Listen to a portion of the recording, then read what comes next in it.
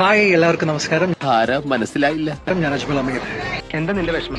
ഒരു ഫാബ്രിക്കേറ്റഡ് സ്റ്റോറീസിനും ഒരു AI voice ഇമിറ്റേറ്റിങ്ങിനും brilliant എഡിറ്റിങ്ങിനും ഒന്നും എന്നെയോ എന്റെ കരിയറിനെ നശിപ്പിക്കാൻ കഴിയില്ല.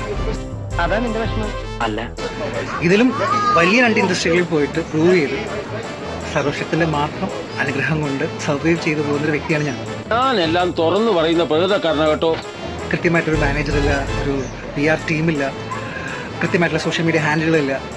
പണ്ടിപ്പോഴോ എൻ്റെ ഫാൻസുകാർ തുടങ്ങിയിരുന്ന ഒരു സോഷ്യൽ മീഡിയ പ്രൊഫൈലാണ് കണ്ടിന്യൂ ചെയ്ത് പോയിക്കൊണ്ട്. സവാനെ, കഴിഞ്ഞ 20 കൊല്ലമായിട്ട് നിന്നെ ഒരുത്തനെ വിശ്വസിച്ച് ഞാൻ എന്തൊക്കെയാണ് കാണിച്ചു കൂട്ടിയിരിക്കുന്നത്. പക്ഷെ ഇന്ന് മുതൽ വരുന്ന എല്ലാ കണ്ടന്റുകളും എല്ലാ കാര്യങ്ങളും എൻ്റെ സോഷ്യൽ മീഡിയ ഹാൻഡിൽ ഞാൻ മാത്രമായിരിക്കും.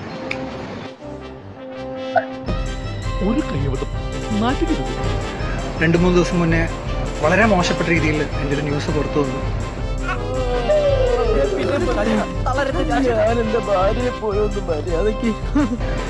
എന്നെ ബാക്ക് ടു ബാക്ക് ഡീഫെയിം ചെയ്തുകൊണ്ട് ഒരുപാട് പോസ്റ്റുകളിട്ട സോഷ്യൽ മീഡിയ പ്രവർത്തകരോട് അവർക്ക് സമൂഹത്തോടുള്ള സ്നേഹവും കരുതലും ഒക്കെ കണ്ടിട്ട് ഒരുപാട് റെസ്പെക്ട് എനിക്ക് തോന്നുന്നുണ്ട്. ഇതൊക്കെ എന്ത്? എന്നെ സപ്പോർട്ട് ചെയ്ത എല്ലാ സോഷ്യൽ മീഡിയ ആൾക്കാർക്കും എൻ്റെ നന്ദിയും സ്നേഹവും ഞാൻ അറിയിക്കുന്നു. ജീവിതത്തിൽ ഞാൻ സാധാരണ മനുഷ്യനാണ്, അഭിനയിക്കാൻ അറിയില്ല. ഞാനൊരു 6:37 ഒക്കെ ആകുമ്പോൾ വരാം. തിരക്ക് രാവിലെ പോയാലും മതിയല്ലോ അല്ലേ? ഒന്നുകൂടി പറഞ്ഞേ. അപ്പൊ ഞാൻ എവിടെ നിൽക്കും?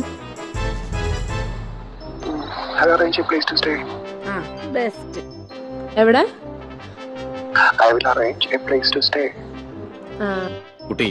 കുട്ടിക്കിനെ ശരിക്കും അറിയാൻ പാടില്ലാണ്ട. ഞാനൊരു കാര്യം ചെയ്യണോന്ന് തീരുമാനിച്ച അതിന്റെ അവസാനം കണ്ടിട്ട് ഞാൻ പിന്മാറും. താൻ മാരീഡ് അല്ലേ?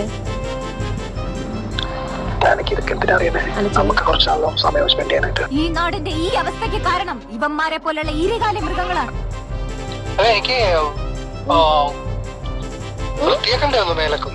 എന്തിന്?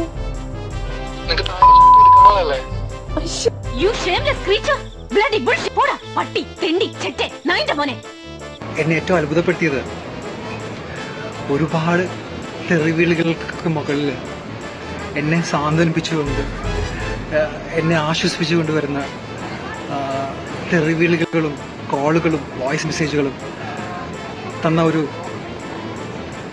ശക്തിയാണ് ഞാനിന്നിവിടെ നിങ്ങളുടെ മുന്നിലിരിക്കാനുള്ള മെയിൻ റീസൺ. എന്തായാലും ഞാനിപ്പോൾ ദുബായിലാണുള്ളത്. എൻ്റെ കുറച്ച് പുതിയ പ്രോജക്ട്സിലൂടെ നടന്നുകൊണ്ടിരിക്കുന്നു.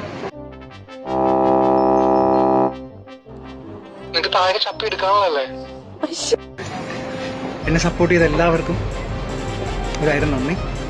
Thank you so much. I am well and good.